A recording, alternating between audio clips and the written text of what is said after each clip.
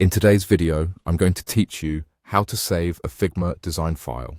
By the end, you'll know exactly how to prepare your work and download a clean local copy to your computer so you can archive it, share it, or keep a snapshot of your progress.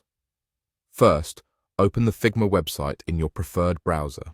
Using a modern, up-to-date browser will give you the smoothest experience. Head to the site, sign in if needed, and navigate to the file you want to save. If your file lives inside a team or project, make sure you have the right access to view and edit it. A stable internet connection helps here, since Figma runs in the cloud and needs to load your design fully before you save anything locally. Now, take a moment to prepare your design. This is a quick but important pass that ensures the local copy you save is tidy and complete. Double-check that all frames and pages you care about are included and visible. Rename keyframes so the structure is clear at a glance. If you have components or styles, make sure they're linked and not showing as missing. If you've placed images, confirm they're displaying correctly.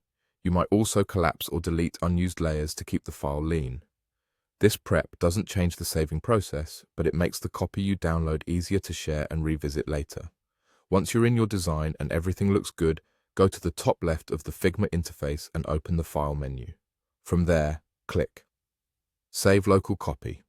Figma will generate a .fig file and prompt you to store it on your computer. Choose a folder you'll remember, give the file a clear name, include a version or date if that helps, and confirm the download.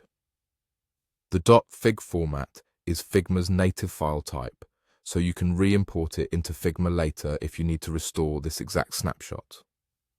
A couple of tips as you save.